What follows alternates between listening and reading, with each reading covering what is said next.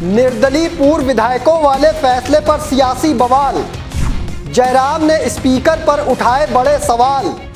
सुक्खू ने लगाया कानून के उल्लंघन का आरोप। 3 सीटों पर चुनाव से पहले आरोप प्रत्यारोप। 9 विधायकों के साथ 6 सीपीएस का मुद्दा गरमाया। 3 सीटों के उपचुनाव में किसका होगा सफाया। नमस्कार दोस्तों, मैं हूं आपके साथ बालकृष्ण और आप देख रहे हैं समाचार first to the point. Himachal Pradesh में जब से राज्यसभा का चुनाव हुआ है तब से प्रदेश की जनता को चुनाव का मुंह देखना पड़ रहा है। ऐसा लगता है कि सुक्खू सरकार के 5 साल का पूरा कार्यकाल सिर्फ चुनावों में ही बीत जाएगा। एक चुनाव खत्म होता है तो दूसरा चुनाव सामने आ जाता है। अब इन्हीं चुनावों को लेकर सियासी घमासान मचा हुआ है। एक तरफ जहां भाजपा कांग्रेस सरकार पर लगातार हमलावर है तो वहीं दूसरी ओर सुक्खू सरकार भी विपक्ष को कानून की दुहाई देती दिख रही है। 10 जुलाई को विधानसभा की 3 सीटों पर उपचुनाव होने हैं। ऐसे में अब विधानसभा अध्यक्ष के उस फैसले पर सियासी बवाल शुरू हो गया है जिसमें स्पीकर कुलदीप सिंह पठानिया ने भाजपा के 9 विधायकों को सदन से निष्कासित किया था। नेता प्रतिपक्ष जयराम ठाकुर ने स्पीकर कुलदीप पठानिया पर अपनी ताकत का गलत इस्तेमाल करने का आरोप लगाया है, तो वहीं दूसरी ओर स्पीकर कुलदीप पठानिया ने भी जयराम ठाकुर को कानून के दायरे में रहने की नसीहत देकर चेतावनी दे डाली है। उधर मुख्यमंत्री सुक्खू खुद पहले से ही जयराम ठाकुर के सीपीएस वाले बयान पर भाजपा पर हमलावर हैं। दरअसल नेता प्रतिपक्ष जयराम ठाकुर ने विधानसभा अध्यक्ष कुलदीप सिंह पठानिया को मुख्यमंत्री सुक्खू के हाथ की कठपुतली बता दिया है और कहा है कि भाजपा के 9 विधायकों का निष्कासन करके संविधान की धज्जियां उड़ाई गई हैं। आप खुद सुनिए जयराम ठाकुर ने क्या आरोप लगाए हैं। ये अधिकार जो है विधानसभा अध्यक्ष के पास नहीं है कि विधानसभा के किसी सदस्य को उसकी सदस्यता समाप्त सिर्फ इस वजह से कर दिए कि वहां पर नारे लगाए। मैं सिर्फ इतना ही कहना चाह रहा हूं, धज्जियां उड़ा दी हैं यहां पर नियमों की, व्यवस्थाओं की। विधानसभा के अध्यक्ष महोदय ऐसी कठपुतली बन गए मुख्यमंत्री के हाथों, जो प्रलोभन उनको पदों के दिए गए हैं। क्या बात, किस बात के दिए गए मुझे मालूम नहीं। और जिनकी भाषा इस प्रकार से हो गई कि खुलेआम वो बोल रहे हैं अपने कांग्रेस के नेताओं को, कांग्रेस के लोगों को संबोधित करते हुए 6 के सिर कलम कर दिए मैंने और 3 आरे के नीचे हैं, फड़फड़ा रहे हैं। ये भाषा विधानसभा के अध्यक्ष इस्तेमाल करे तो मैं समझता हूं तो इससे बड़ा दुर्भाग्य कोई हो नहीं सकता है। नेता प्रतिपक्ष जयराम ठाकुर के इस गंभीर आरोप पर स्पीकर कुलदीप पठानिया ने भी मोर्चा संभाल लिया है। विधानसभा अध्यक्ष ने जयराम को चेतावनी देते हुए साफ कर दिया है कि बतौर अध्यक्ष उनके फैसलों की आलोचना करना 2 तरह का उल्लंघन माना जाएगा। पहला उल्लंघन विधानसभा अध्यक्ष के पद का और दूसरा सदन की अवमानना करने का। पठानिया बोले कि जयराम ठाकुर अपनी सोच और शब्दों पर नियंत्रण रखे, अन्यथा उन्हें फिर से मजबूरन कोई संवैधानिक कदम उठाना पड़ेगा।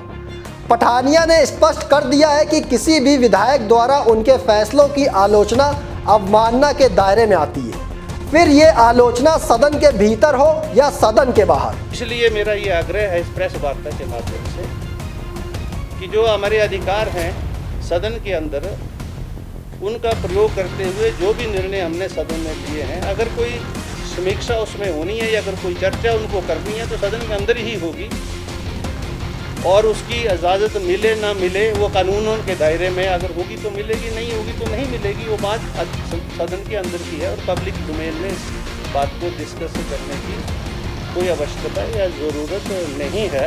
इसलिए मैं नेता प्रतिपक्ष से विशेष रूप से ये कहूँगा कि जिस प्रकार के शब्दों का वो प्रयोग कर रहे हैं, जिस प्रकार से आक्षेप वो अध्यक्ष की मर्यादा के खिलाफ कर रहे हैं, कृपया करके अपने शब्दों पर, अपनी सोच पर नियंत्रण करें, क्योंकि हिमाचल प्रदेश की जनता जानती है कौन क्या है और कौन क्या कर रहा है, कौन और किसने अपने अपने दायित्वों का निर्वहन किया है, किसने नहीं किया है, मैं इससे अधिक कहना नहीं चाहता।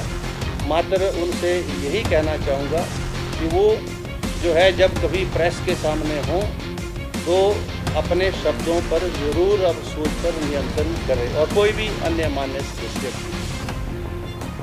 मजबूरन फिर मुझे फिर से जो है कहीं जो है अपने नियमों को दोबारा से एनफोर्स करने के लिए कोई ऐसा कदम ना उठाना पड़े। इससे पहले मुख्यमंत्री ठाकुर सुखविंदर सिंह सुक्खू जयराम ठाकुर को भाजपा के 9 विधायकों के निष्कासन और सीपीएस वाले मामले में घेर चुके हैं। मुख्यमंत्री सुक्खू ने कहा है कि कांग्रेस विधायकों ने इसकी शिकायत विधानसभा अध्यक्ष से की है। विधानसभा अध्यक्ष ने इस मामले में भाजपा विधायकों को नोटिस भी दिया है। इस पर भी फैसला आना बाकी है। इस पर भी ज्यादा टिप्पणी नहीं करना चाहते क्योंकि ये विधानसभा अध्यक्ष के कोर्ट का मामला लंबित है। आप सुनिए मुख्यमंत्री ने क्या कहा था। पार्टी के 9 विधायकों ने जब बजट सेशन था उस समय उन्होंने जो हमारे अध्यक्ष महोदय उसकी सीट की अवमानना की थी और पेपर फाड़े थे। ये भी हिमाचल के इतिहास में पहली बार हुआ कि विधानसभा की एक गरिमा होती है, उस गरिमा को ठेस पहुंचाई है। माननीय अध्यक्ष महोदय ने उनको नोटिस दिया था, उसका उन्होंने जवाब दिया है और निश्चित तौर पर जो जयराम ठाकुर जी कह रहे हैं उन्हें ये बताना चाहिए कि कोर्ट के जो 6 सीपीएस के मामले हैं उसके बारे में उनको क्या ज्ञान है, वो क्यों कोर्ट पर टिप्पणी कर रहे हैं। मैटर सब जुडिस है, वो कह रहे हैं कि 6 जो सीपीएस है उनको हटा देगी कोर्ट। कोर्ट के फैसले को भी जयराम साबित करने की कोशिश कर रहे हैं अपने बयानों के द्वारा। ये गलत बात है, कोर्ट की अवमानना का मामला है और कोर्ट को इसका संज्ञान लेना चाहिए कि जयराम ठाकुर जी को कैसे पता कि सीपीएस का जो फैसला रिजर्व है जो आने वाला है उसमें सीपीएस जो कानून के आधार पर बने हैं हट रहे कि नहीं हट रहे, तो कोर्ट ने फैसला करना। वो कह रहे कि हट रहे। यहाँ मामला सिर्फ भाजपा के 9 विधायकों के निष्कासन का ही नहीं है, मुद्दा सीपीएस का भी है जिसको लेकर भाजपा बार बार सवाल उठा रही है। मामला 3 निर्दलीय पूर्व विधायकों के इस्तीफे लोकसभा चुनाव के बाद मंजूर करने का भी है, जिसको लेकर भाजपा कांग्रेस पर लगातार हमलावर है। भाजपा का सवाल ये भी है कि दोबारा जो उपचुनाव का बोझ प्रदेश पर पड़ा है उसकी जिम्मेदार भी कांग्रेस है। भाजपा का सवाल ये है कि जिस दिन कांग्रेस के 6 बागी विधायकों की सदस्यता गई थी उसके बाद तीनों निर्दलीय पूर्व विधायकों ने इस्तीफा सौंपा था, तब स्पीकर ने इस्तीफा मंजूर क्यों नहीं किया। सवाल ये भी उठ रहे हैं कि लोकसभा चुनाव के साथ 6 सीटों पर उस वक्त उपचुनाव हुए थे। ऐसे में इन 3 निर्दलीय पूर्व विधायकों के इस्तीफे उस वक्त क्यों लटका कर रखे गए थे और चुनाव के बाद क्यों अचानक इस्तीफे ले लिए गए। भाजपा के ये तमाम सवाल 3 सीटों के उपचुनाव में उठ रहे हैं। तो वहीं दूसरी ओर कांग्रेस और मुख्यमंत्री सुक्खू भाजपा पर धनबल की राजनीति का आरोप लगाकर भाजपा ज्वाइन कर चुके सभी बागियों को घेर रही है। ऐसे में अब सवाल ये है कि इन 3 सीटों पर जनता किसका सफाया करेगी और किसका साथ देगी, ये तो चुनाव के नतीजे ही बताएंगे। लेकिन दोस्तों, आप कमेंट बॉक्स में इस मुद्दे पर अपनी राय देना ना भूलिएगा। फिलहाल मुझे दीजिए इजाजत, फिर मिलेंगे एक और स्पेशल रिपोर्ट लेकर। तब तक के लिए धन्यवाद।